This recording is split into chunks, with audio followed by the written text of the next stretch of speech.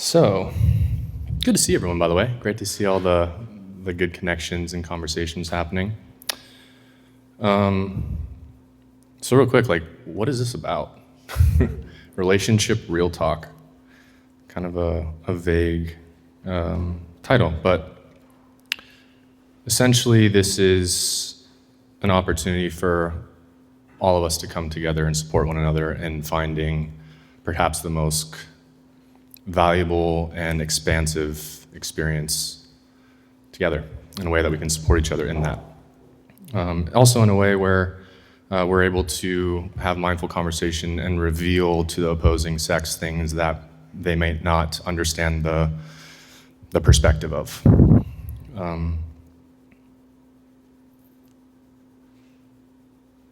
How did we get here? So we had our last romantic relationship conversation Q2 of 2024, and that was beautiful. And since then, Mantras and the men in this room have been doing a lot of work. And we felt like because this is potentially, or arguably, the most important decision that someone can make, we felt like it was time to revisit this topic as we have become new men, evolved, gained more awareness, and now we're running into new challenges. On top of that, we have started to integrate the feminine more into our community. And so we felt like it was a great opportunity to strengthen those connections, bring more value, and elevate together. So, who is here? I'd say, looking around the room and knowing a lot of us, there is a high concentration of mindful people who are looking to find that divine partnership, whether that be for a lifetime or for a season.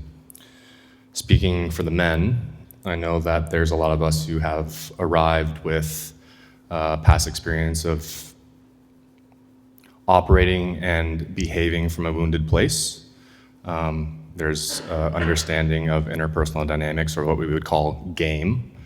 And so to be able to bring that evolution of the experience for the women to be able to shed light on the shadows or the darkness of the masculine is something that we hope to bring to this experience. As for the women, I can't speak too much for, but I'm sure that will reveal itself as the night continues.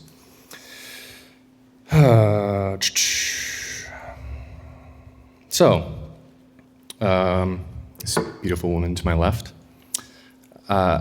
Before introducing her, I think this is such a great opportunity because I've found that the best people to learn from are not the individuals who inherently or are innately good at something.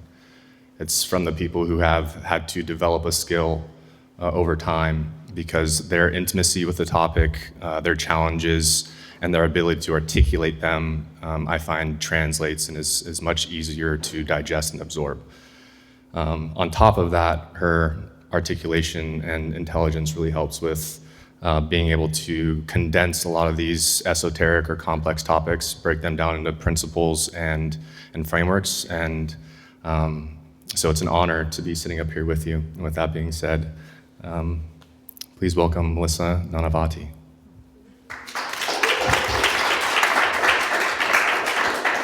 Well, thank you. It's an honor to get to speak to the Mantras group, as well as many friendly faces and new faces. So to his point, I am not somebody who found relationships easily. And now my mission is really to help high performers achieve a level of mastery in their relationships and a level of peace that they seek in their professional lives, and to do so without sacrificing ambition. So my backstory, as he said, was a bit of a struggle. So despite having very early career success, I graduated from college with honors at 18 years old. I entered the workforce extremely young, found a lot of career success very early, and I thought that would guarantee me a great shot in the dating pool. However, it was nothing but. I was riddled with anxiety, struggled with anxious attachment, people-pleasing, alcohol abuse, you name it, I probably went through it as well. In fact, I actually went on over 100 first dates before meeting my now husband, who is sitting over there behind the camera and the bright lights, Akshay. And through that experience, and as well as going through my own personal development journey, I worked with therapists, I did group therapy, I dug deep into neuroscience, into the psychology of human connection. And what I discovered is that when you operate from a place of high performance, which I believe everyone in this room is or is on that path, because you wouldn't be here if you weren't. High performers, in my definition, are people who are always looking for gaps and areas to grow and to expand. And all of you have dedicated your time and energy, so I commend you for being here tonight. Because that expansion means that you need to be with someone and find someone who is not only aligned with that path, but also on that path. And so through my own personal development journey, it led me to a retreat called 40 Years of Zen. It was a 5-day meditation retreat where you're hooked up to electrodes, you're doing a meditation with real-time feedback of your own brainwaves, which is pretty wild. And on the final day, we were invited to actually vision our future and tap into what the potential could be. And the vision that I had on that final day was so real of my future partnership. It didn't necessarily look like him, it was an amorphous figure, but I felt it. I knew what the experience was going to be like. And it was so real that it propelled me to break my lease, give away all my belongings, and move from my home of 12 years in Portland, Oregon to Scottsdale, Arizona. But beyond moving on intuition, I knew that I had to approach it strategically, right? So I think everything in life is a combination of serendipity and strategy. You can't have one without the other, right? Luck really favors action. And so the action that I took was to attend a new event, just like this one tonight, every week until I met my person. It just so happened that the very first event I attended was put on by one of Akshay's friends, Michael Roviello, the owner of Optimize. I don't know how many of you have heard of Optimize here. Yep, beautiful. Yeah, great place. And we ended up becoming friends. And he wanted to help me get integrated here in Scottsdale, knowing that I was brand new. And he said, okay, how can I help connect you for business? And I said, I'm not here for business. I'm looking for a man. And he said, you know what? That directness was the reason that led him to actually introduce us. And so within a few months of us dating, actually 2 months, Akshay had proposed. We got married at 5.5 months and have lived a pretty epic year and a half that I'll tell you more about here later. But the point of this story is that, everything in life is, as I said, serendipity and strategy. And through this process and this experience, I found that the relationship was the most peaceful part of my life. And that's what I want for all of you. Whether you're dating right now or you're in a relationship, how can you bring more peace to your life? And so through not only my own personal lived experience, but through the research I've been doing into the science of human connection, the biological aspects that create and sustain chemistry, I developed a lot of frameworks. And that's what I'm really excited to share with all of you tonight. And to Ryan's point, arguably, the most important decision you will ever make for not only you personally, but for your community, for your work, for the ripple effect that your primary relationship has on your community is the person you choose to spend your life with, whether that is in marriage or partnership. So when we approach this, so often we leave it to the superficial. Okay, I find this person attractive, I don't find this person attractive. Is there that initial spark? How much effort do I put in? And so that's what we're going to dig into today. Right? We're going to get into how do you really find somebody and create that list, whether you're in partnership or not, of the aligned values, the lifestyle things that you really need in a partner to create an expansive relationship. And so that's what we're going to dive into tonight. Heck yeah. Real quick before we start kind of exploring some of the things that we have planned, just manage some expectations. We're going to take a break in about 45 minutes, bathroom, grab a bite to eat, whatever. So, and then we're going to come back into it. We have some other elements that we want to dive into, and then we're going to enter into the raw conversation standpoint, which is going to be much more audience involvement, being able to dive into personal experiences. So, yeah, I guess with that being said, what does the landscape even look like? Because I know it's changed so much, and that's part of why there's a lot of ambiguity and messed up rules. How would you describe what it is right now? So I would say that we are in a stage of more game playing than ever before. And I think that we don't have to abide by those rules, especially if you are seeking a really true, authentic partnership. So some of the rules, for example, that Akshay and I broke very early on, we were told all sorts of things, such as men should ask women out first. Women should not initiate. We were told, do not make plans further out than the time that you've been dating. I'm sure some of you have heard that one. But we were told other things like, okay, so don't respond right away. Seem busy. Now, these rules I don't think are completely wrong, but I think that they are incorrect if you are really dating somebody who is actually emotionally available and clear about what they want. Because these games are excellent at keeping people interested. But when you're operating from a space of wanting to be chosen versus doing choosing, you're going to operate differently. So when you can be in that space of, I want a relationship, but I don't need a relationship, is really when you can engage in the dating process in a way that's really effective and authentic. Because these games are great at keeping people interested. And having gone on over 100 first dates, I can say I played by those rules for many years. And yes, I would get asked on the second date, but I wouldn't be interested in that person. That was a tactic, and I wasn't going as deep as I really needed to create an authentic relationship. So I think all the fear around going too deep too quick, if you're finding somebody who's also very clear about what they want, they will appreciate that kind of authentic way of engaging. Now, with that piece, it comes a lot of fear or concern. Okay, what if they're not interested in me?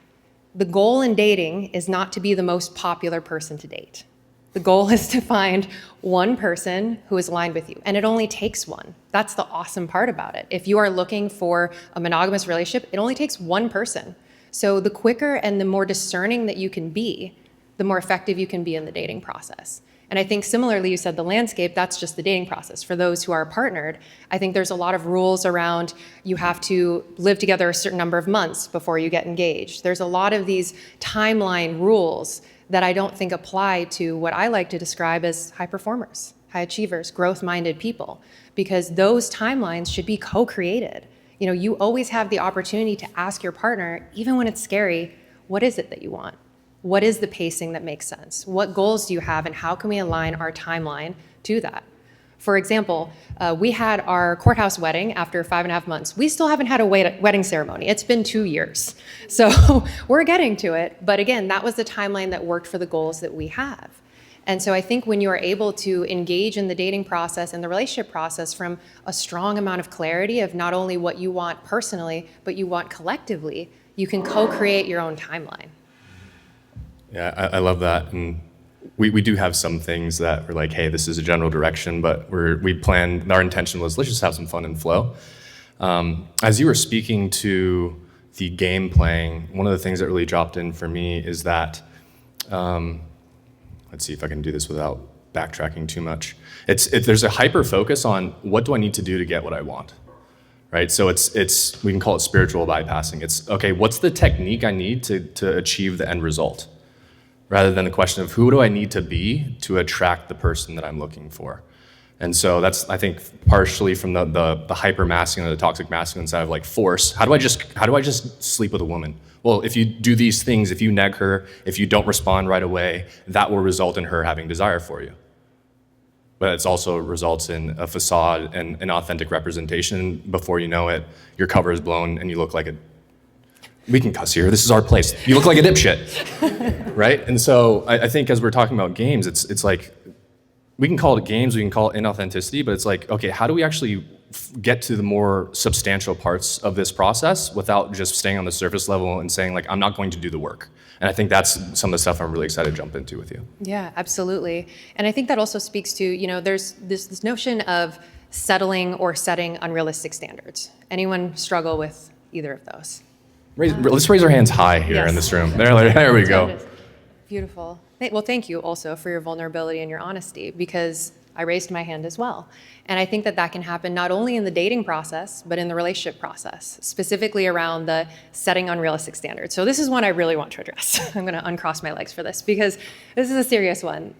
The unrealistic standards that we often set are the superficial. So if on your list you have somewhere anything that is out of someone's control, height, hair color, eye color, these sort of things, you are setting a standard that is limiting what you are capable of creating with somebody really special. But when you set things that are in their control, their character, their behaviors, what they do, right? So there's a lot that you can do there that creates a list that is actually truly for long-term alignment. And we'll talk in a bit about how chemistry can actually be created, even if you don't have that initial spark with someone. And so we'll get into the biology of that, but I don't want to jump ahead here. But the idea is when you are creating these lists, focus on not only character values, but lifestyle values. So are you somebody who's really playful? Do you enjoy banter? You know, Akshay and I often say, and thank goodness you said we could cuss, his love language is shit talk. Mine is banter, right? And so that was something we had an immediate alignment on. If we are not able to laugh and play throughout the whole day, then that's not a fun relationship. That's not who I want to spend the rest of my life with. So when you can include these characteristics that are not only values-based, right, like high integrity, loyalty, but also in the lifestyle piece, you're going to find someone that you're really going to enjoy the company of. And so those standards are not unrealistic when there are things in someone's control, right? And this notion of settling on the flip side, I think, is when you are engaging in the dating or relationship process from a place of need and not want. Because if you really need a relationship, you're going to ignore every red flag you're handed, right? And so in that process of engaging from a place of I am whole, but this person is someone I'm evaluating, are they going to add to my life? Then you can engage in a really authentic way and be more discerning and be more effective at being discerning. So I really think the key on the settling is to be in that place of want, not need. Similarly, when you're in relationship, you're less likely to bring up issues if you're afraid that person's going to leave you over them. And that's not how you create a peaceful relationship.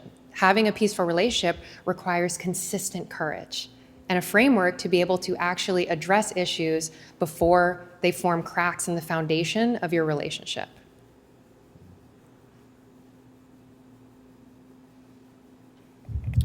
I need to sit with that one a second.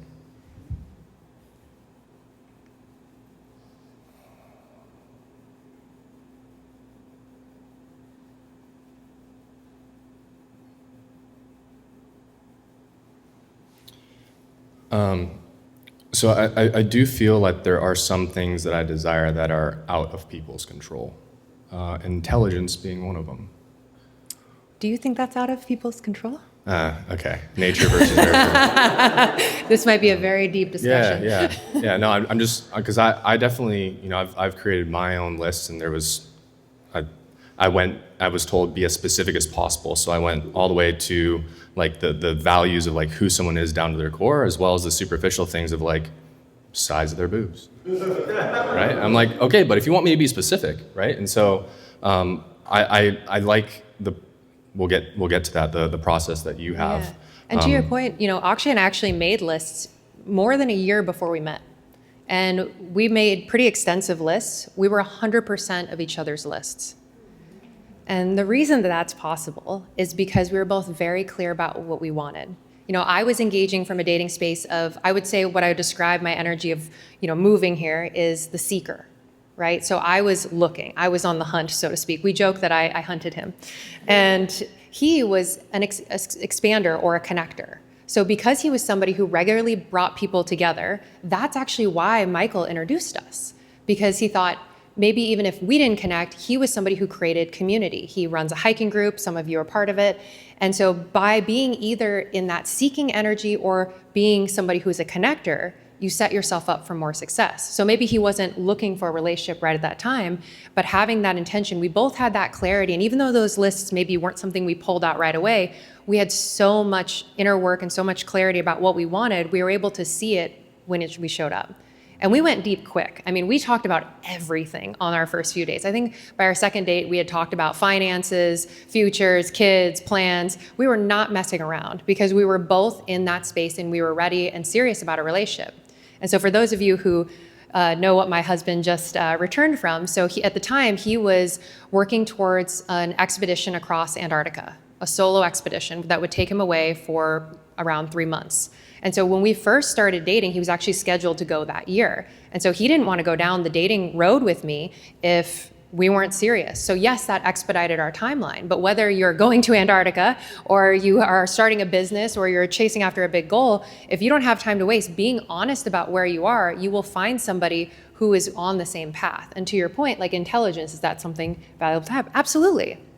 All these people in this room are doing that work. And so if you're doing that work, you deserve to be with somebody who's on the same path, and not even beyond deserving.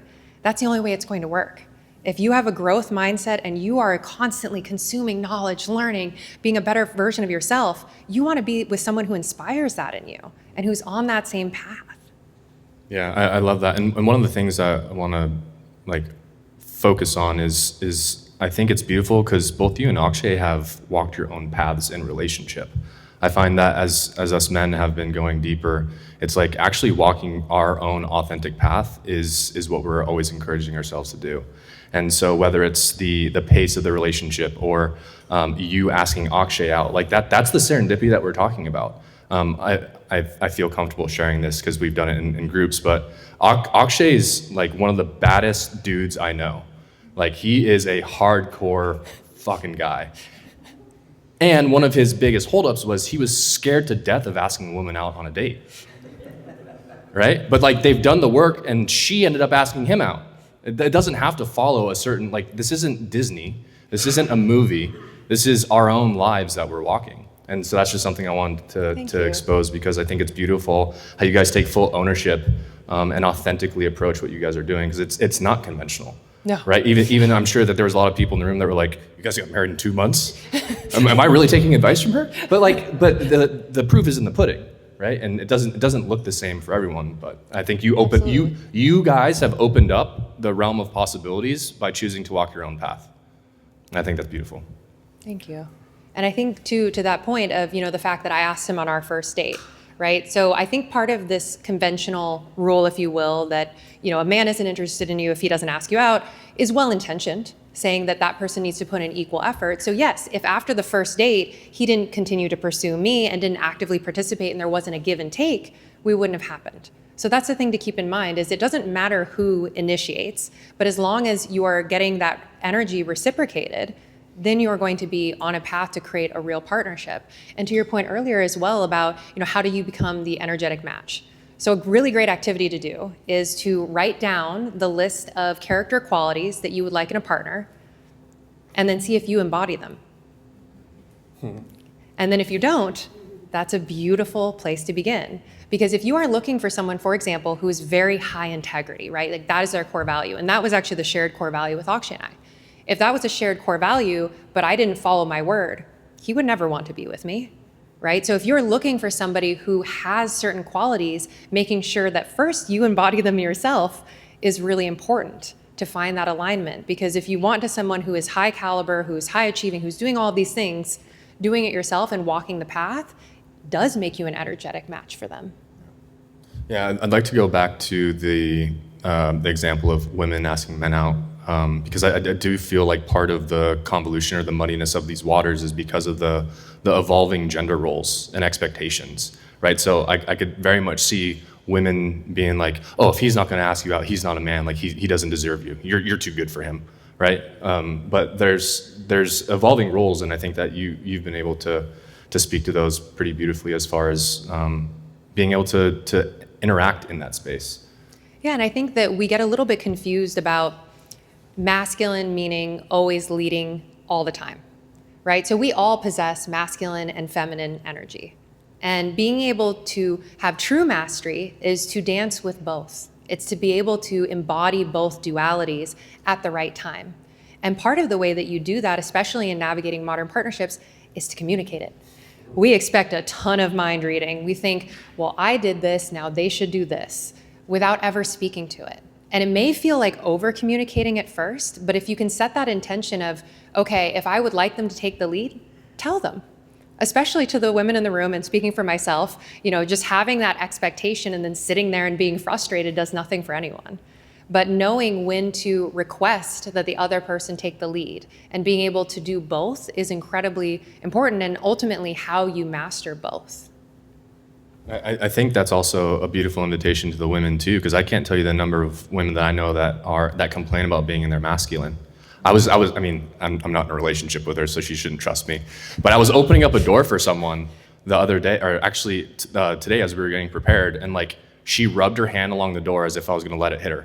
And I'm like, and I just sat there, I reflected, I was like, yeah, there's zero surrender or like trusting in that process. And so I think to transition actually allow for a man to take the lead and for a woman to surrender into her feminine, actually making that known of like, I desire for you to take the lead, probably would help. Instead of me being like, struggling to go back and forth, be like, she kind of seems kind of masculine. I don't know. And I've had legitimately some of those interactions where I'm like, I don't know what to do because you're trying to do it, and like I do this way every single time, and now I'm just discombobulated. So I think the clear communication for sure would go a long way. And if there's one thing that you take away from this evening is that we can all do a better job communicating, all of us, in different moments, right? Communicating how we're feeling, communicating what we want, communicating in times of conflict, which is something else we'll talk about a little bit later about how to have tough conversations, because, I think there's really 4 core virtues in relationships. The number one being courage, because without courage, you can't have peace in your relationship. Courage to bring things up, courage to share what you want, share your desires, presence. And I also really appreciate, I've noticed how everyone has been super present already here, so I'm sure you have no problem in your relationships. But really being present when the other person's speaking. How many times do you see people sitting on a date and they both have their phones out, right? And so not being that and modeling the behavior that you would like to see from your partner, from the people you're dating, by being super present. Playfulness, I think, is absolutely essential, right? Life is hard enough already. So if we can bring a little levity, and especially to the little moments, right? Especially if you are living with someone, let's say, for example, not pulling from our own example at all, that you load the dishwasher differently, which may or may not be a recurring joke in our house. And being able to laugh about it, though, not gripping so tightly to the little things and being able to be playful in those moments where you don't agree makes it easier to move through. No, you must not respect them if you don't load it right. You don't love them. What's the line that you have? Don't let roommate issues become relationship issues. Yeah, retweet that. And the final being curiosity.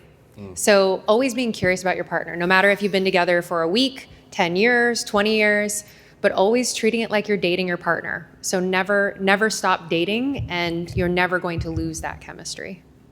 I love those 4, and the first one was courage, which is interesting because there can't be courage without fear. Absolutely. Which is something that I'm reflecting on, where I put myself in positions where I didn't have any fear. I had frame control. I was able to manipulate effectively, and as a result, I was not satisfied in the relationship, right? But it was a protection mechanism. So I feel like the fear and courage aspect is instrumental in the actual deeper connection. Absolutely. At least in my own experience. No, I think that's a great add, and especially with vulnerability, right? You're always going to feel a little fear before you're vulnerable, before you share something. And fear is your compass.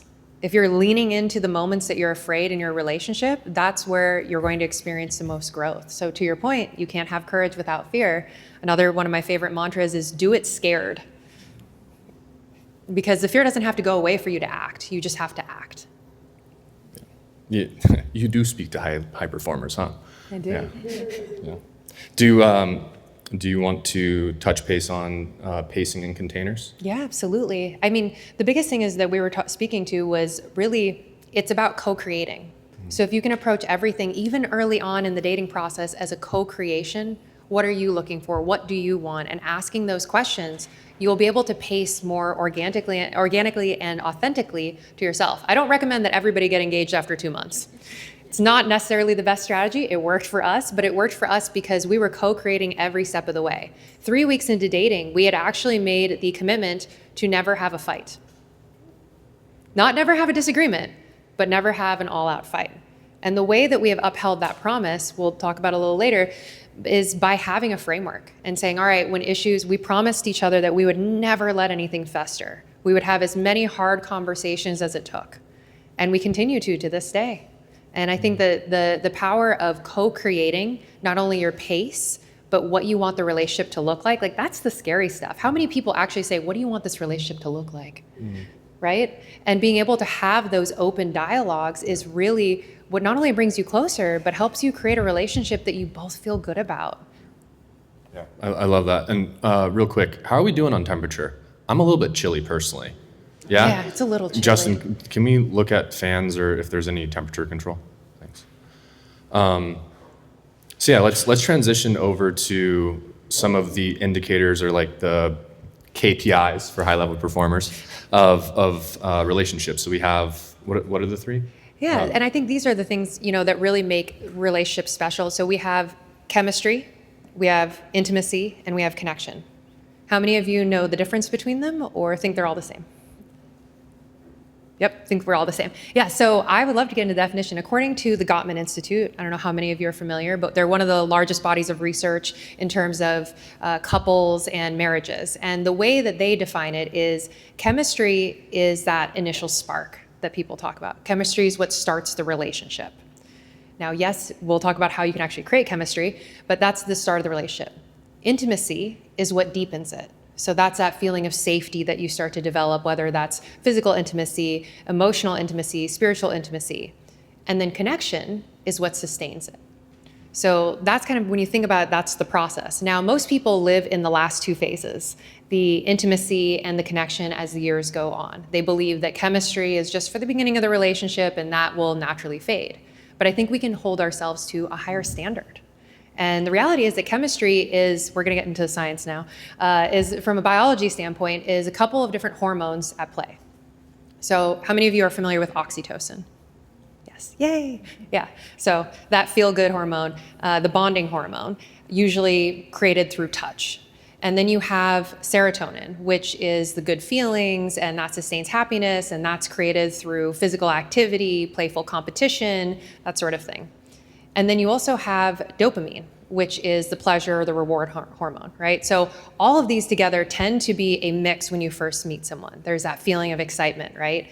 But the reality is that you can create these experiences through doing playful things, through working out together, through having playful competitions, through banter, and through physical activity, through initiating some physical touch, right? And so you can actually create this hormonal response that creates that feeling of chemistry, and you can sustain it through doing things like daily acts of love. You know, as you're in relationships over time, we tend to become complacent, but I think we're capable of more.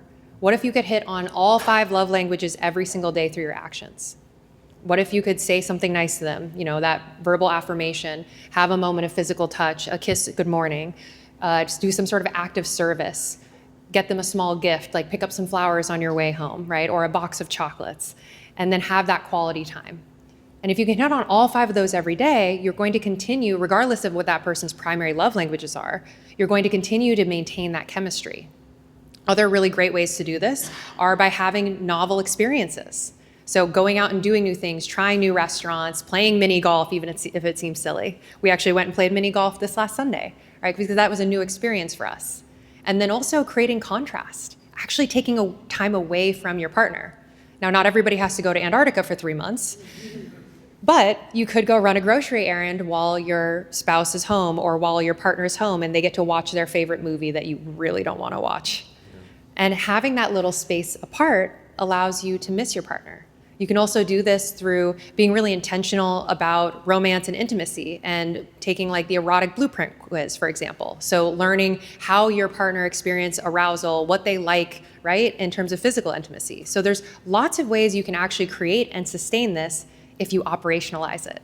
So for those of us who tend to forget or let time go by, set a calendar reminder. Very simple action you can take. Every Sunday, I'm going to go do a new activity, right? Or I'm going to research something. So being really intentional about it once you're in relationship is how you actually sustain that chemistry. Now, there's actually a study that says that the 2 primary reasons that there's infidelity and people cheat are a lack of feeling desired and a lack of novelty. So if you can be intentional about making your partner feel desired and having those novel experiences, you're going to have a much better relationship and both partners are going to feel really valued and seen. So let me make sure I'm getting this right. Dopamine is the reward or for novelty or pursuit. Mm-hmm. Serotonin is the love chemical or the mood feeling stabilizer. of good. Yeah, okay. yeah, And then oxytocin is stimulated through touch. Yep. And so like in book club last week, we were actually having a conversation about the honeymoon phase. So we could associate the honeymoon phase with a high concentration of those positive feel-good hormones. Exactly. And then one of the questions that we had was, well, can there be a honeymoon forever? Like, why does the honeymoon have to end? Now that's still up for debate. One of the responses was, well, maybe there's multiple honeymoons in a relationship. But what you're essentially saying is that what we do, or we have control over those hormones being released in our body. Absolutely. And so for guys here, going in and walking together in sunlight is good for dopamine. Absolutely. Good for dopamine, good for serotonin, actually specifically is tied to sunlight. Now, let's flip it on the contrary. Yeah. Say I take someone out on a first date and take them to Toka. Toka? Okay. Yeah, right? Like, Akshay, step it up. no. So what, because there might be a little bit of physical touch, but is that, how do I even say this? I feel like a lot of men have shied away from doing coffee dates or going on walks, and they want to go and do something special. Mm-hmm. And oftentimes that, from a game standpoint, indicates an overcommitment from the man and desperate, right? And so we've actually talked about being lower commitment and actually being on both sides of the relation, or on one side of the relationship saying, do I desire to commit more to this woman? So when we think about a low commitment exercise or walk or a hike versus a high commitment in dollar value and in time where we're gonna go sit down and have a dinner, what would your advice be between understanding the framework we just went through and how to apply that with our future plans? Absolutely. So I think that it depends on the context of how you know the person. So the actual first time I spent any measurable time with Akshay was on a hike. That's where we went really deep and we had a chance to bond. And then I ended up asking him to just spend time one-on-one, and we went to dinner. So of course he's going to do something a little bit higher commitment, right? Because there's a degree of familiarity. We've seen each other in group settings. And so I think in that context, that would make sense. But I think in the context that you're describing, say it's a first date with somebody you don't know that well, coffee dates are great.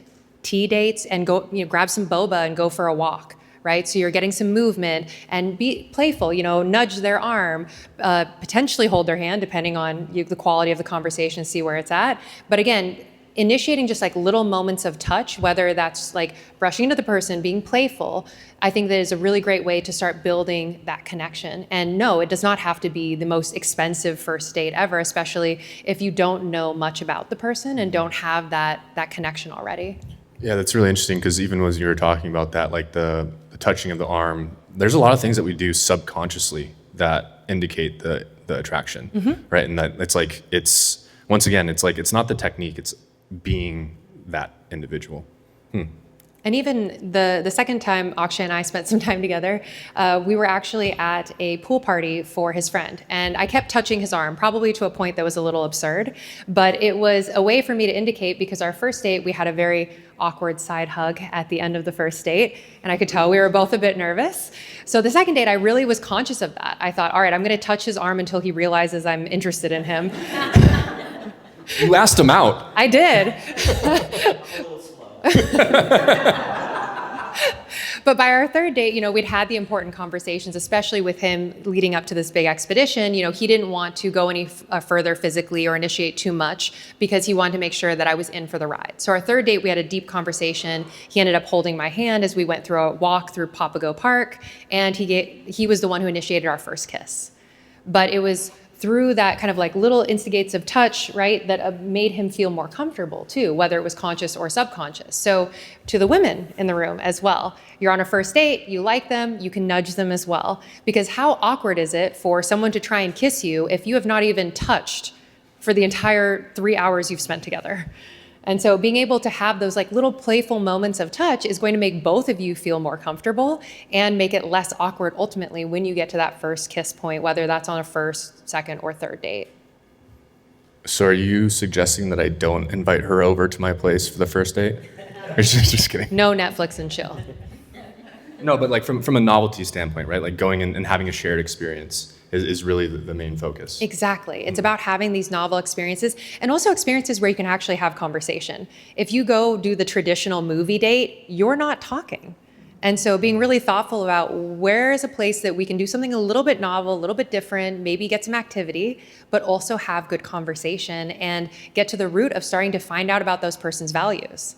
And I will say a really good first date question is actually asking someone who they admire most and why. So instead of asking that person's values, who they tell you they admire and the reasons why are actually their values.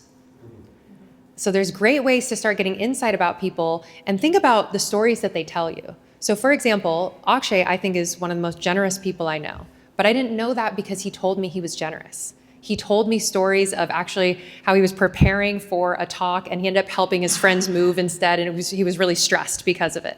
And I thought, you don't do that unless you're a very generous person. Generosity was one of the things on my list. So pay attention to the stories that people tell you, because people tell you exactly who they are if you're willing to listen. Yeah, we've been focusing on that, and like the words that we use matter, and the stories that we tell are very indicative of revealing our beliefs and also our, like you said, our values, which I think are that's like a ninja hack. There's a couple. Tyler had some really good ones that he brought up at book club, asking how do you typically handle or respond to arguments, like how and like as you start entering in the dating phase, like okay, well, how did you phrase it? Well, I think like the general question that we were being asked was, how do you approach arguments? And my initial response was, you have that conversation on date 1, 2, 3, 4, before a fight ever happens, before any bad blood is in there.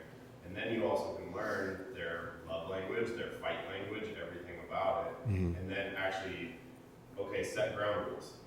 Well, we're not going to raise our voice. Mm-hmm. We're not, like, literally set the ground rules of it's okay to finally walk out when somebody continually raises volume, and we've agreed not to do that. Yeah. So it's setting how you do the thing before the thing ever happens. Yeah, I love that. Exactly. Yeah. Exactly. And that's exactly to your point, what we did with how we were going to approach never letting a disagreement escalate into a full-blown fight. And so by having, to your point, those frameworks and those ground rules, and it can feel rigid at the time, but it's really not. You'll find that the people who are really open, that are on the growth path, are really excited when you're that intentional about communication, asking them how they like to receive love, how they prefer to give love, because usually they're a little bit different. And starting to dive into that, whether you adhere to the traditional kind of 5 love languages or not, it's helpful to start to understand also how someone feels stressed. What are some of the things you do when you are stressed? Are you someone who shuts down? Are you someone who needs more alone time? And not in an effort to make your partner a mind reader, but to give clarity to, these are some of the things I'm starting to exhibit. That means X. Yeah, that's so good. A lot of us just had realizations of like, oh, that actually means I'm triggered. And to be able to bring that to a relationship and understand when someone's activated so that you don't make it worse, I think is pivotal to having something that continues to grow and flourish. So I think we got a couple more minutes. How about we dive into lifestyle alignment and values? Absolutely. So all of you will get a follow-up kind of resource sheet that actually outlines different lifestyle values, so you can go through those kind of things and really spend some time thinking about it. What are things I value in terms of lifestyle? So some examples would be playfulness, right? That banter piece. Travel. Are you somebody also who just is more of a homebody? Are you more extroverted, introverted? Are you family oriented? Are you going to be spending a lot of time with your family? That was something beautiful that Akshay and I shared. We both talk to our parents almost every day. Quick phone calls, check-ins, but we are both so traditionally family oriented that was really important that whoever our partner was felt the same way. So eventually when one parent falls sick, God forbid, but we're going to be there to take care of our parents. That's not necessarily the same in every group or every individual, but having that shared value in terms of lifestyle is really, really important. Things like, do you ultimately want kids? Right? So all of these types of little lifestyle, how you operate now, things that are going to orient towards the future, make a list. Identify, let's say even three that are really important to you as you're navigating the dating process. And again, if you are in a relationship, you can still identify what are those things you value. Is that something you align with your partner? And this is a great point of conversation. Okay, maybe that's not something we align on. Well, how can we make sure that one of us is getting that need met? Do you need to spend more time with your family then if family isn't as much a priority for the other partner? And so you can begin to navigate the lifestyle things that can really deepen your relationship, even if you're already in it. Now, I'm curious as to what you would say, because when we initially talked about values, I was like, and if you ask someone what their values are, they're always going to say something. No one's going to be like, oh, I don't know what my values are. They're like, well, these things matter to me. But as you and I have done our values exercise, Nico's helped me with values from Daniel D. Martini Booth. Like, my values have been refined and changed after doing exercises 8 to 10 times, right? And so I finally settled on 4. But as I did some of these exercises, I shut down so hard. I started reflecting, like, what do I want in a partner? And my body language literally went like this. I was like, oh no, this is not, but I came up with, I'm a rule breaker, so it was a top 3. I did 4, right? But for lifestyle values, I really struggle with that. And it probably took me an hour to get to the 3rd one. And so when, what does that process look like for you? Because I don't think it's something that, when I looked at these, I was like, oh, these are so simple, 3 things. And I started to really reflect. I go, this is going to take a while. That's great that you were that intentional with it. And I think that this is an exercise that, at least for me personally, I've reiterated on this many times. I think I've made my list of what I wanted a partner 5 to 7 times over the course of 2 years of doing this. And so I think that initial gut reaction of, okay, these feel aligned, but then also ask people that you feel comfortable. I asked some of my closest friends, what would you say are my values? Or what are the values you think are the most important for me to have in a partner? That was huge. So generosity, I wouldn't have put on the list by myself. One of my best friends said, you tend to give a lot. You need to be with somebody who's generous. And I thought, wow, I never thought of that as a quality that I would need to write down. So I think it can be a combination of being a solo activity, but also asking the people who are closest to you for their insight and input, because they may see things and patterns in you that you do not see. I love that though, because it's an iterative process. It's not a one and done type thing. And even as I did this, like I'll share. So number 1 was playful. We bring surprise and laughter into our interactions. 2 was self to self, capital S self communication. We are the junior caretakers to each other's exiles, not the primary caretakers. Structured fluidity, so I want to be synced up on calendars with audibles ready and dedicated time to just flow being and experiencing. And then 4 actually came to me like as I wasn't thinking about it. Shout out to my subconscious mind, Roger. But I actually put activating and charged. Like, I want intense emotions. Like, I want to have extreme amount of lust for my partner. And I also want, like, I think, and I didn't mention this at the beginning, but as our group of men have read You Are the One That You've Been Waiting For, we've really understood how a romantic partnership is the accelerator for inner work. And it's like, dude, fucking bring it. Like, I want someone who like has everything charged up. I don't want boring. I want exciting, which is also going to be uncomfortable, but I think that's the point. So, we do the most work with our primary partner. The person who will be able to trigger you the most and will also be able to help you grow the most is the person you spend most time with, and that is your primary partner. You become intertwined energetically too. You know, you start to feel things when they feel things, right? So I think in that experience, knowing that this person's going to activate you, but that can be a beautiful thing, is really powerful. Yeah. But yeah, I would say, you know, if these exercises resonate with you, I would encourage some contemplation and meditation on them, because it definitely, there's a lot of depth to it. I didn't sit with it. I looked at it and was like 3 values in a partner. I was like, I've never thought about that. I've only thought about my values. And I like psychologically couldn't do it. I was like, I'll do this later. But just to prepare everyone for the process that we might go through. Anything that you want to end with before we take a quick 10-minute break? I think that sounds great.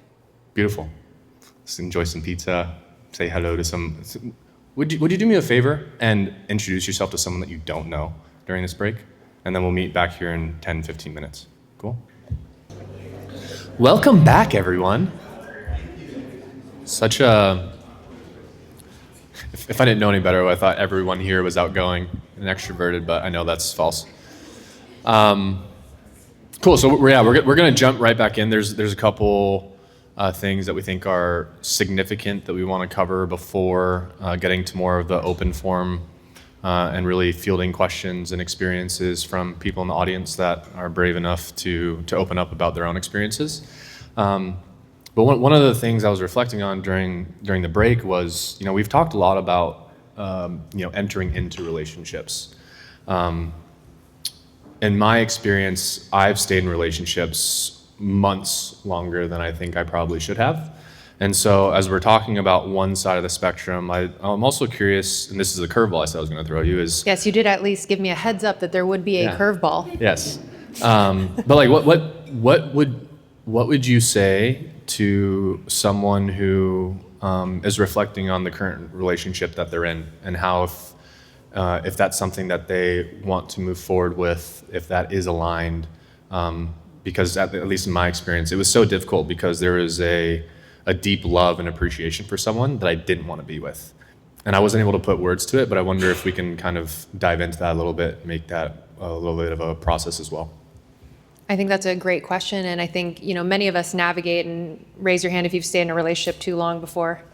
Hey, everyone in the room.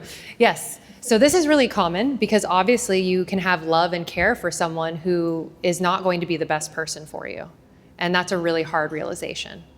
And I think that the practical side of how do you navigate that is by being very vulnerable and honest with that person about giving them the opportunity to grow and change if you intend to stay with them. And even if you don't, letting them know the things that are difficult for you. And we'll talk about how to have difficult conversations in a moment, which I think is a nice tie-in. But it's really about giving that person the opportunity to show up. And if they can't, making the hard call if you know that this is not a person that you can be aligned with and grow with at the same pace, to gracefully exit. Because that you're really doing both of you a disservice when you are stuck in toxic loops and patterns. It's not necessarily one person's fault or the other in many cases, but the reality is that we create patterns, and you can do what I like to call, which is a pattern interrupt. So instead of getting into that argument, approaching it in a calm state.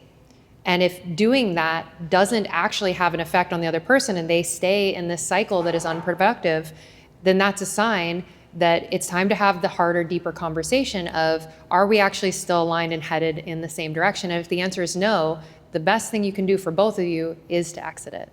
Because that not only impacts you, but the people around you. Yep. I'm sure all of us have had that friend that complains and complains about the relationship, or has been that friend that complains and complains about the relationship. And if they're not attempting to make that change, but once you attempt to make that change, you offer, hey, these are the things that I need and want, and you're still not getting what you need, that's when it is time to exit. And I do see a hand here.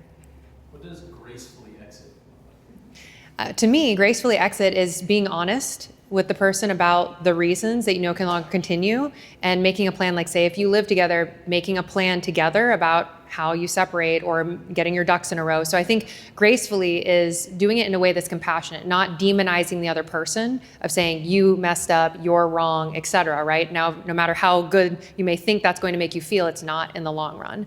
And I think the gracefully exit is with compassion, saying, hey, we have created this cycle that is unproductive. These are the things that I have shared with you. They haven't changed. And with that, I think you and I will both be better if we separate. Okay, so there's the reflection on the experiences and what I desire and what I'm not receiving. Mm-hmm. What about the values side? Like, is Absolutely. that something that could be done mid-relationship and seeing if there's alignment, or like what's the quote that you have? It's not about looking towards it's not about looking at each other, it's about looking forward together.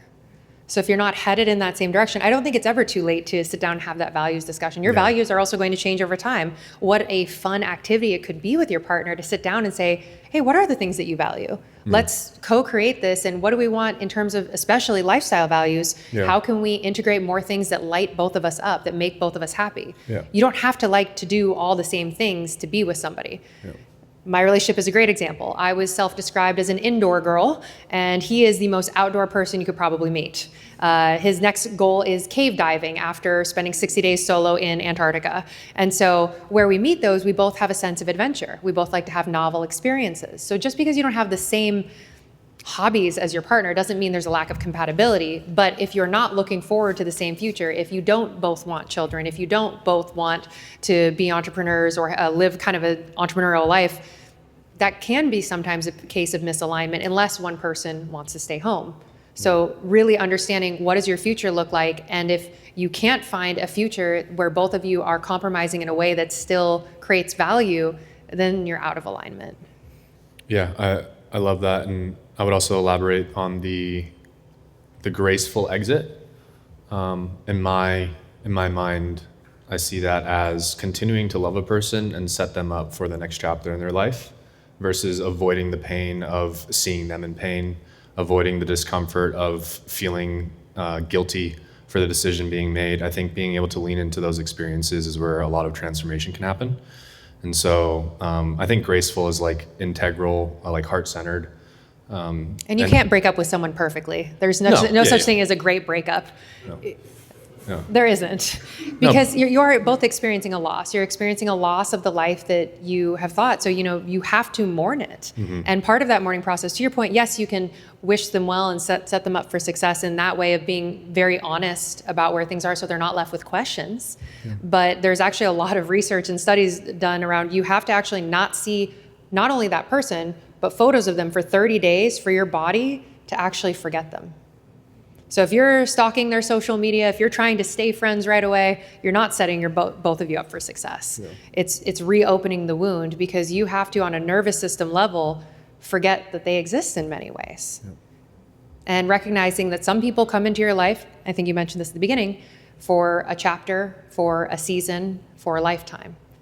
And you can still value that season with that person tremendously. I value every relationship that I had before Akshay because it made me the person I am to be able to marry him, and vice versa. I value every relationship he had before me because it was critical to learn the lessons that we both needed to learn to become the people we are now.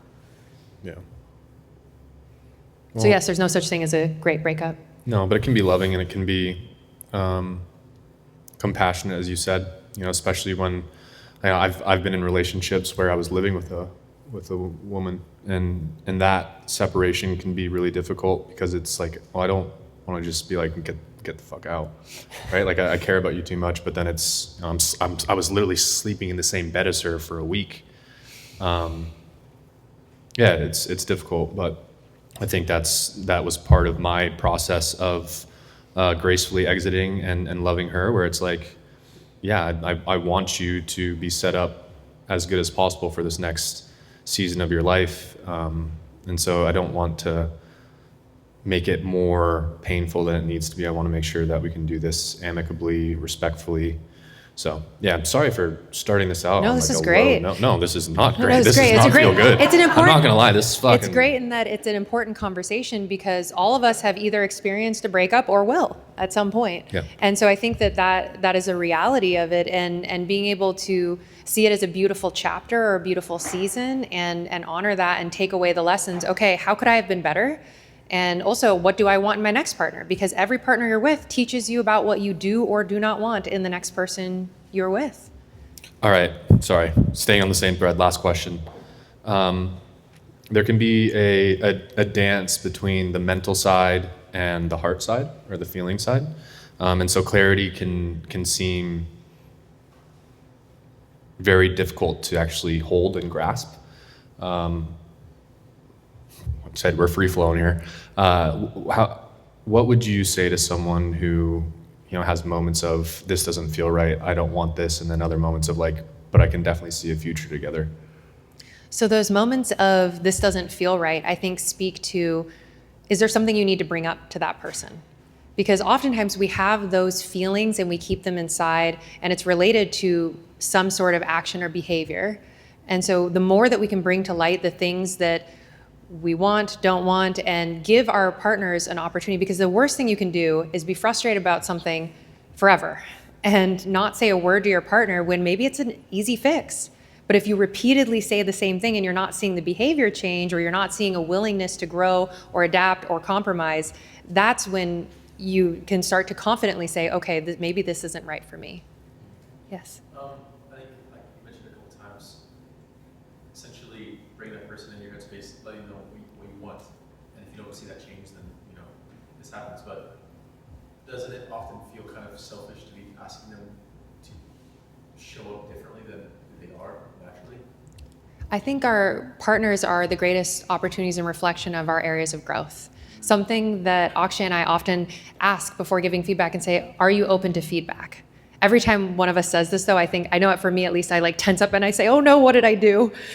But that openness, and you know, from the beginning in our relationship, we said, we are on this growth path. And so being open to feedback, I think, is actually one of the most important characteristics in a person. And so, but asking them the question, are you open to feedback? And now you have to consider, am I nitpicking this person for something that really doesn't matter, or is the thing I'm asking for them actually for their growth and for their betterment? And if it's for the latter, and you're not just nitpicking, oh, this isn't my personal preference, but this is something that will actually help them show up better as well, then I think that's the opportunity to bring it up, to your point. Absolutely. Yeah, I think it's a great question though, because like in the book that we just finished, says that there's 3 projects. I change you, I change me, or I beat feet and get out of the relationship.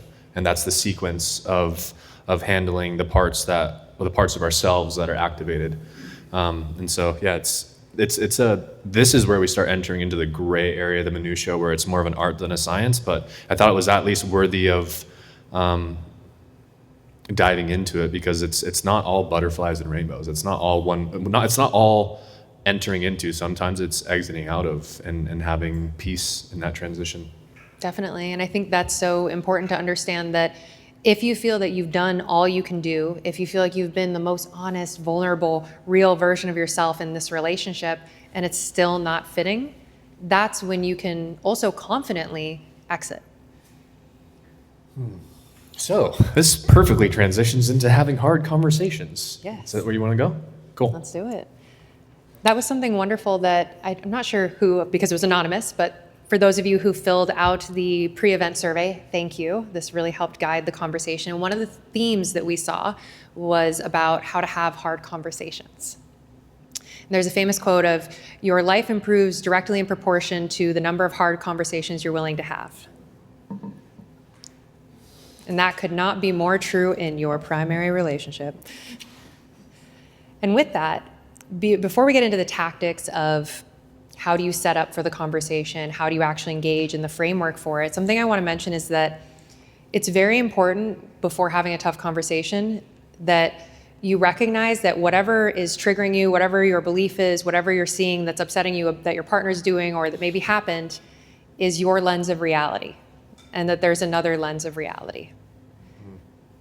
Because if we state things as facts, it's very hard to receive by the other person. It's also very easy to put them on the defense. So if you have a partner who gets very triggered, is very defensive as well, or you don't want to put a perfectly regulated person on defense, starting with the story I'm telling myself is. That is a phrase that we use consistently in our relationship. The story I'm telling myself is that you not doing this means X. Right? So coming from a place of recognizing that your lens is a lens is hugely powerful in being able to have much gentler conversations. Also, naming the emotion that you're feeling while you're feeling it. Neuroscience actually shows that if you say, I'm frustrated, it actually allows you to soften. So naming the emotion that you're experiencing is critical.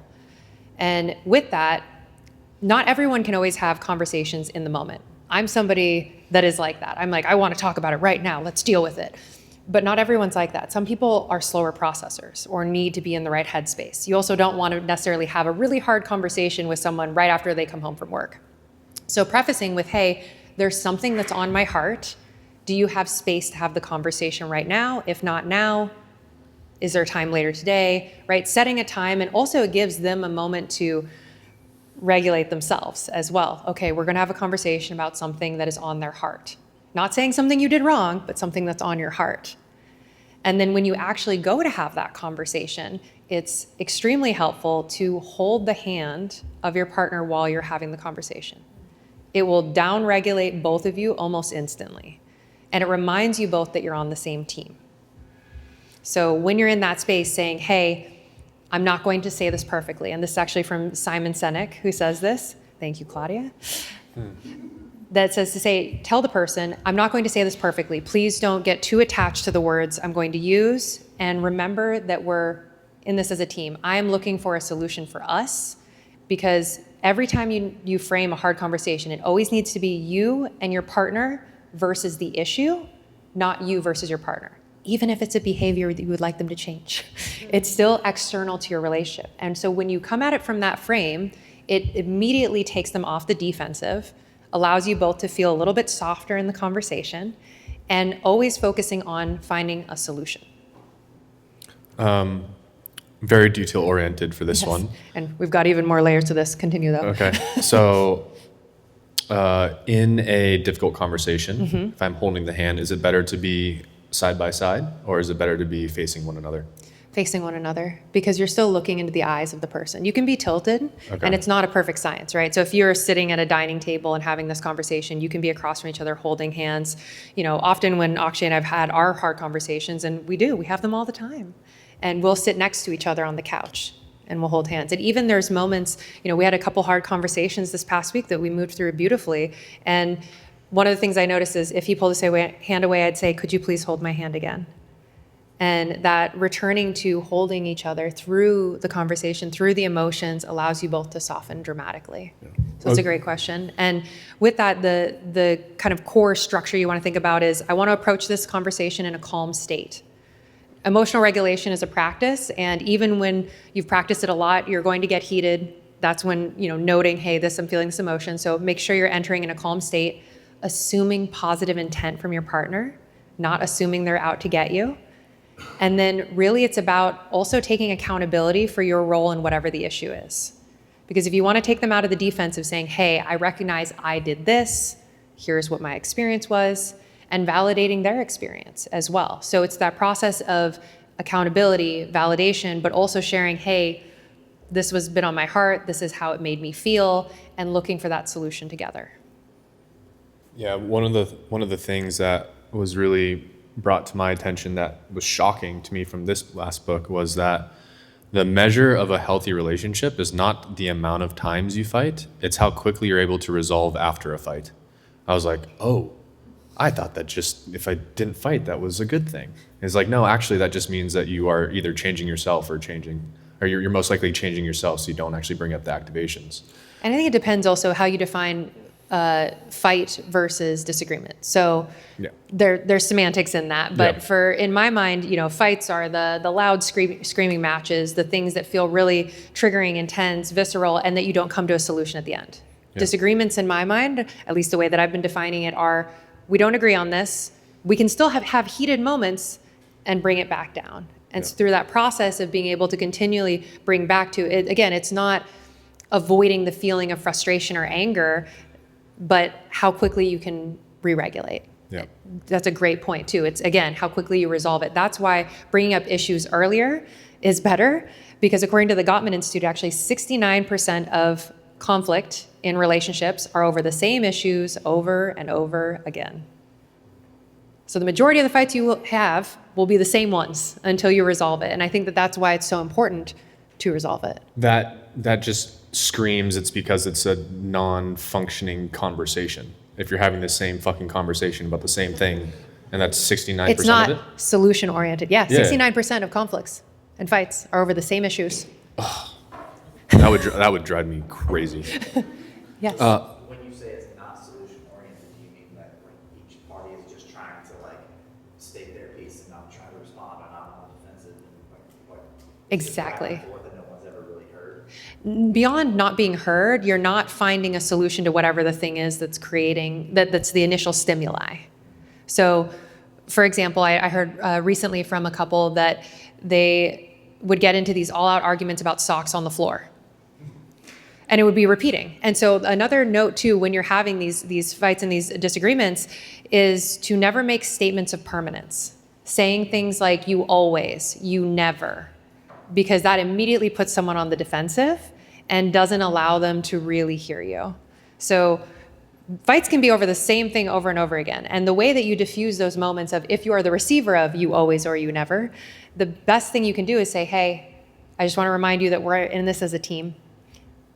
did you have a bad day? Is something else really going on? Because usually those little moments that we lose it over are a symptom of something else that's wrong in the relationship. We're not actually feeling loved, cared for. We don't feel like the partner's participating at the level that we are. And so that's where these little roommate moments can turn into relationship fights. I love that. And also there's a book called Crucial Conversations, and it references how whenever engaging in a difficult conversation, if the sentence starts with you, you're screwed.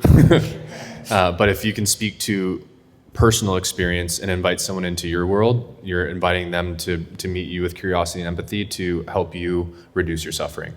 And so that's another element that popped up for me. And I think your comment of like, it was some sort of priming. It was like, hey, The story I'm telling myself yeah, is. the story I'm telling myself is I'm learning emotionally that whenever there's a extreme volatile shift in emotion, it's most of the time out of dysregulation, either in the upside or the downside. And so if I can share a participation or a responsibility for the gradual escalation of like triggering versus like immediate, I feel like I'm setting myself up for success or the best outcome possible when having difficult conversations. Well said. And the more that we can talk about our feeling, our experience, and give them a window into that, the better. And also telling your partner, what do you need in moments of you're feeling dysregulated, you're upset. And for me, I am actually one of the weird ones that really wants a solution right away. If I'm upset, I want an answer, which is typically more in the masculine more than the feminine. Feminine typically, stereotypically, wants to more just be heard. So early into our dating, that was some feedback that Akshay took and implemented beautifully. I said, I know you're actually just being quiet to hear me, but I actually want a solution. When I bring something up, I want a solution right now because that's what creates safety for me. Now that's going to be different for each of us. So that's actually something to take away for all of us. What do you need in moments of high emotional distress? Do you want someone just to listen? Do you want to be soothed, told everything's going to be okay? Do you want to have a solution? So once you have that self-awareness, you can also bring that to your partner. And you can share with them, hey, these are what I need in moments of high distress, because everyone wants to be soothed, cared for differently in those moments. And mine was quite unusual. At least stereotypically for women. I want a solution and I want it immediately, and let's have an answer and a plan, and the more we can plan, the safer I feel. So understanding what creates safety for you is profoundly helpful, and what's even more helpful is to share with the person that you're with. Yeah, I think that also changes from interaction to interaction. I know that there's some couples that will ask that like in the actual moment of like, are you looking, or what do you want from me? Is it or you want me just to listen, or do you want me to provide a solution? The other one that came up as a great question was actually from Mike Ligori, and it was, how do you want me to make you feel seen, heard, and understood? I think that's a huge one, especially when it comes to being able to co-create an experience or a relationship together. Exactly. Which kind of leads us into the practical strategies for thriving amongst these shifts, especially with gender roles and expectations. What does that look like, and how can we approach that better? Comes back to what we were speaking about at the very beginning, which is this notion of co-creation. Even when you are speaking to your partner, always speaking in terms of unity. How do we become one unit? How do we co-create this? So never saying stories or ideas of separateness, but I want to co-create with you. And digging into those moments of when do you want me to take the lead versus when do you want me to follow? Sometimes as simple as ordering our DoorDash, I'll ask Akshay, hey, can you just make the decision for me? The thing that would actually make me feel most loved and cared for in this moment is if you could just pick what restaurant and then I'll pick the food. I wish every woman was that clear. Wow, that's such a hack. Every woman write that down. I can't tell you the number of times where I've asked questions trying to be considerate, and they just like, and I'm like, I now realize that that's exactly what they were saying. Just fucking make the decision. And meanwhile, I'm like, oh, that one doesn't sound good. How about this one? It's no? Okay, what? Holy shit. Wow. Whoa. Life hack. Yeah. I wish I had my notebook now. Kyle, will you write that down for me? Thank you. And I think having that productive conversation consistently and often. Where are areas in life that you would like me to lead? Where are other areas you would like me to follow your lead? And thinking about your life and your relationship in seasons, especially once you've found somebody who's committed. You both are clearly on the same path. One of the most helpful things you can do is to recognize that now is not forever. The state of your relationship, who's leading in certain areas, is going to shift and evolve, especially with the modern landscape we're in. Typically, now both partners work. So understanding that your stresses are going to shift and evolve, it doesn't just make sense for women to do all the cooking and cleaning unless that's a dynamic you set up. Not that that cannot be, but the reality is that now you're both participating in a different way. And so the more clear you can be about what season are we in? Am I in my season of support or am I in my season of strive? And not to say you can't do both at the same time, but again, a great example in my relationship. So Akshay, leading up to his expedition across Antarctica, had to be fully focused. He was fundraising $1.1 million, training full time, and there's no way that it would have been reasonable for me to ask him to do 50% of the chores, the life things, all of that. So we've very consciously had the conversation that I would take on the role of, at times, a 90-10 percentage of the house duties, right? I was actually even financing our life for the first year of our relationship. But the reason I could feel confident giving that much and feeling that high level of support is because we knew we were in a season. And we'd had very explicit discussions of when he came back, the roles would shift. He would focus on doing more of the providing financially.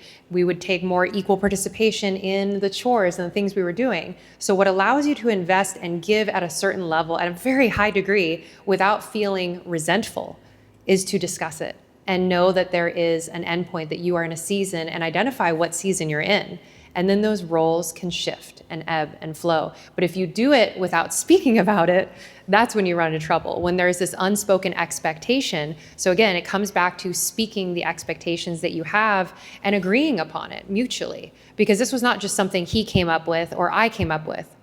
So in that co-creation process, being very clear about who will be doing what, right? And beyond that, he never made me feel like anything less than a priority, even while doing all of that, because he operationalized making me feel loved. He knew that I loved flowers. So he would surprise me with flowers. He would come back from a really hard training session and surprise me with flowers roughly once a week.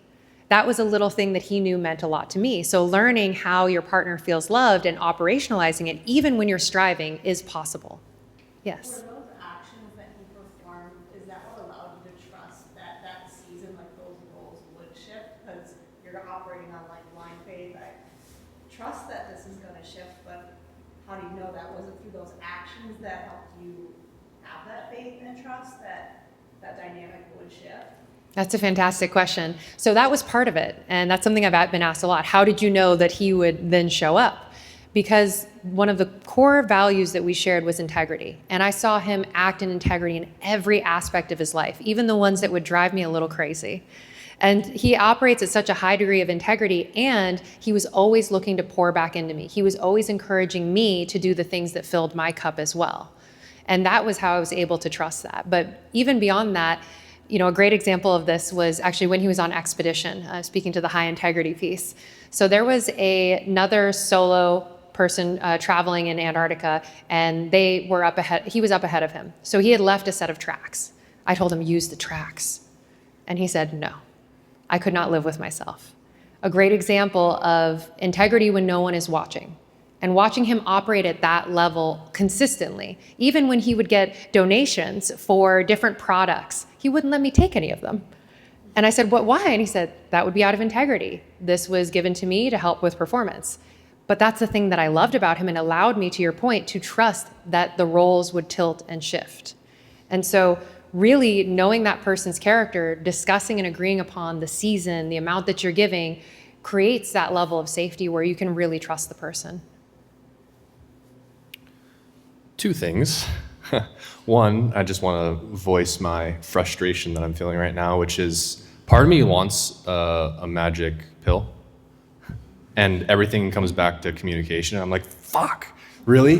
Like it's not the first time or last time I'm going to hear that, but I'm kind of like, damn, that's really out of everything that we've talked about, it keeps coming back to that. Like the more effective a communicator I am, the better for relationships. And then to Stephanie, I love the question because I also can relate to that on the male side.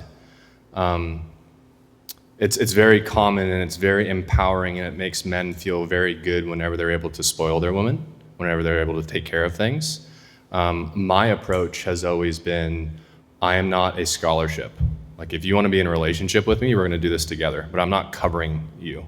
Like, that's not until marriage. And so, like, I kind of feel from your question a little bit of like the commitment of like, I'm extending myself so far. You're supporting the relationship for the first year financially. Like, how could you get yourself to do that without the fear of manipulation or being burned, or like, wait, this is imbalanced right off the start. This doesn't make sense. So is that okay?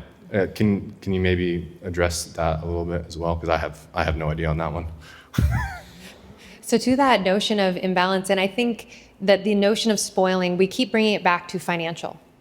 But there's so many other ways to spoil someone. He spoiled me in gratitude, in compliments. And if there's one takeaway from everyone here, is we don't give enough compliments to our partner.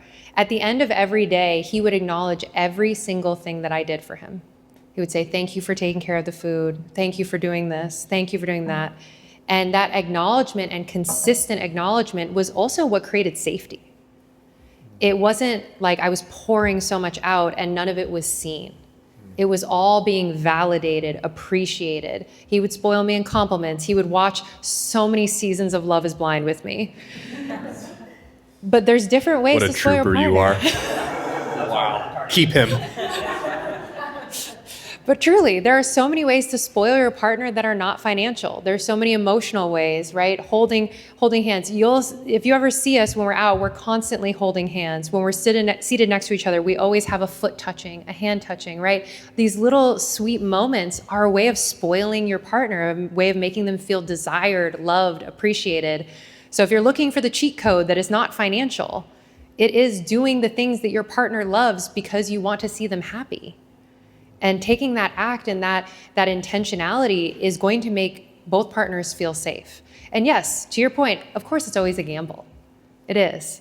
But I think that everything, especially in relationship, is a gamble. And if you're not willing to take the risk, you're not going to get the reward. We're always going to be afraid of getting hurt. We're always going to be afraid of someone leaving us. My past relationships, besides Akshay, have all cheated on me. Every single one of them. And the amount of work that I had to do for forgiveness, for trust, was huge. And so recognizing that it's still worth the risk. It doesn't matter how many times your heart's been broken, why would you avoid the opportunity for love? Yes, Tyler. I would also say, like, we're on the book of like parts work and everything. It's also, I've got my back. Like, no matter what, like, you have the trust of, okay, I'm gonna trust Akshay.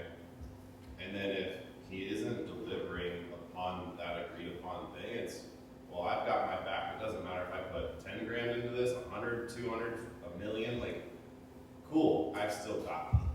And that's what it ultimately comes down to in any relationship is, I've got me, and hopefully somebody else has me, but ultimately it's still me. Beautifully said. And to what we were speaking about at the very beginning, engaging in relationship from a place of want, not need. And when you can do that, you can show up fully, you can give fully, you can know that your heart's been broken before. Even if it is again, you'll pick yourself back up. And engaging from a place of I am whole, this person adds to my life, we are creating something more expansive, better than I could have ever dreamed. That's the goal. The goal is not to be completed. The goal is to be complete and raise together. And I think an element that hasn't been addressed yet is the amount of work that you did to allow yourself to trust yourself, like your intuition. Because a lot of people might hear stories like that and be like, well, how do you know he's not a narcissist that knows how to get what he wants, right? But like the gut feeling and the internal compass of like, this feels authentic, this feels resonant, is why you're able to do something like that. And like we've had conversations around the journey that you've been on, how intentional you've been with, you know, understanding your patterns and your beliefs and stuff. And so I think that's it speaks volumes to your willingness to bet that much on the relationship. and also your, as Tyler's saying, like how you have your own back. Thank you. And I think beyond the intuitive piece, it is the watching of patterns of the person you are with. Do they have a history of being a really good, high integrity person? Every story he has ever told me has been about basically integrity. And every story that his friends told me about him, that his parents told me about him, he would give until he had nothing left. And so I know that someone who gives that much is not going to take lightly.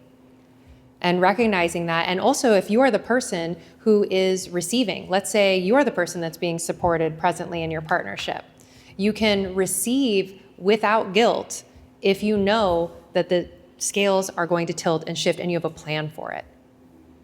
And I think the ability to receive is just as important and sometimes harder than the ability to give.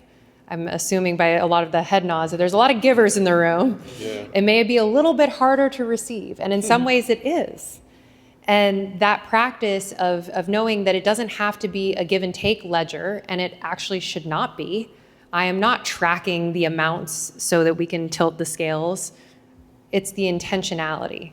And when you're giving from a place of, it would feel good for me to do this for this person, you won't develop resentment. For me, each time I gave, I thought, this is actually what would make me feel good. I feel so much joy when he feels joy. And I feel so much joy when I feel joy. And being able to hold both and do both and not live vicariously through someone else's joy is also incredibly important.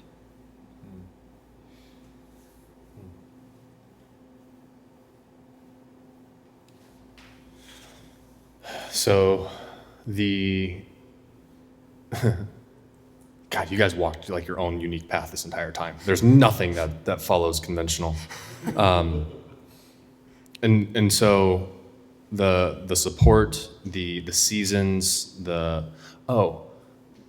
bids for connection. I think that's something that really stood out to me when we had our brief talks. Yes. So in the process of building intimacy and connection, that is created through, as to your point, bids for connection. A great example of this, I reach for my partner's hand, they hold my hand, or they pull away.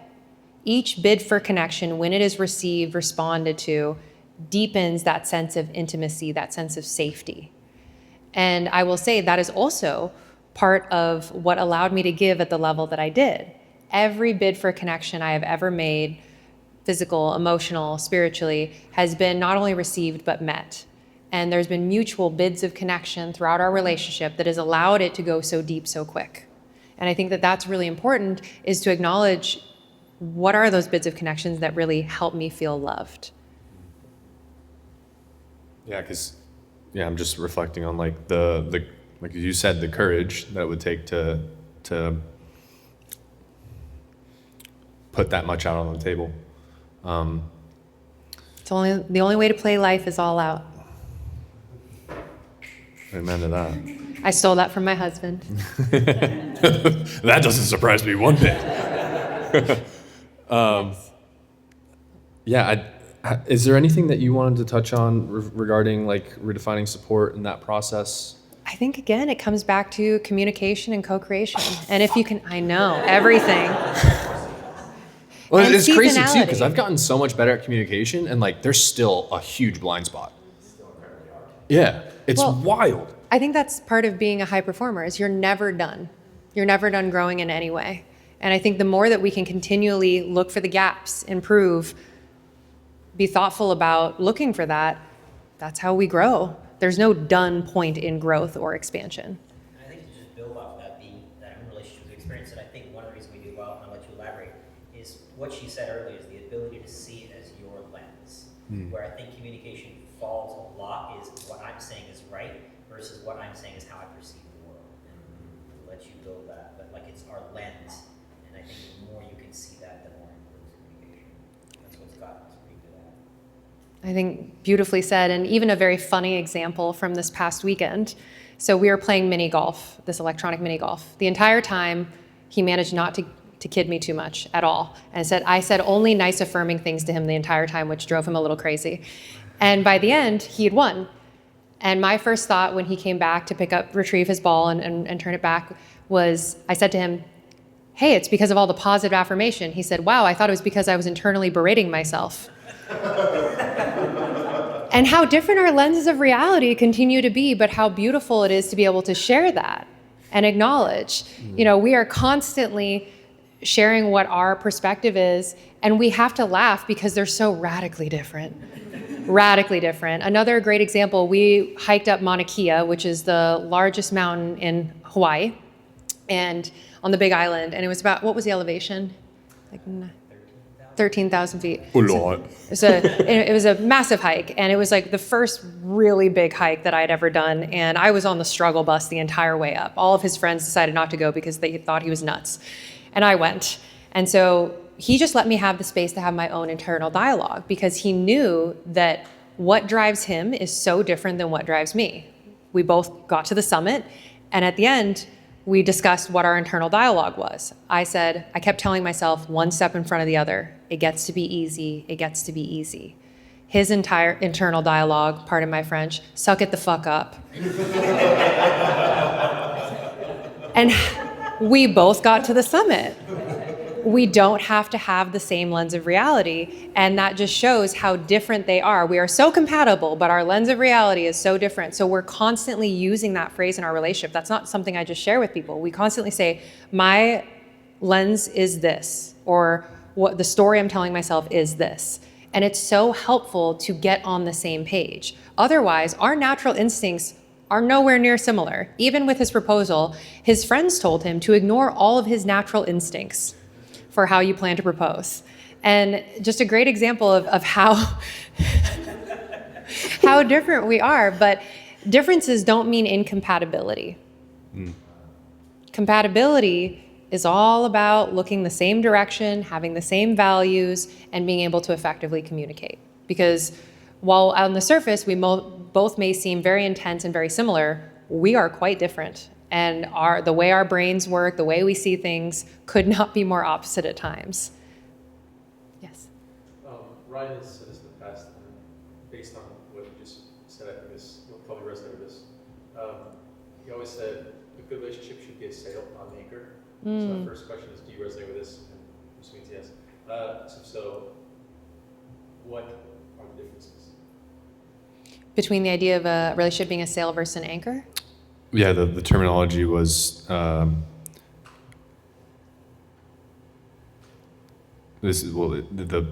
learned it from someone else, and the saying was, if you marry someone, make sure that they're an engine, not an anchor. Right? They're not keeping you still, they're not holding you back, they're propelling you forward. I could not agree more. Yeah. Especially for people who are curious, ambitious, you have to be with somebody who's going to propel you forward. You have to be with somebody who's on the same growth path, who's going to inspire you in different ways. We inspire each other in completely different ways.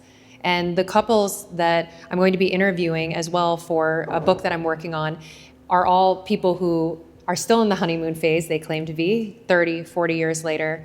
Their relationships have stood the test of time. And one of the key things is they are inspired by each other. And that's the common thread that I've heard. Even when I am sometimes on planes, I'll ask someone if tell me they've been married. I talk to everybody on planes. It drives him bonkers. I really do. I make so many plane friends. And one of my favorite things to ask someone who tells me they've been married for 30, 40 years is, what's the secret?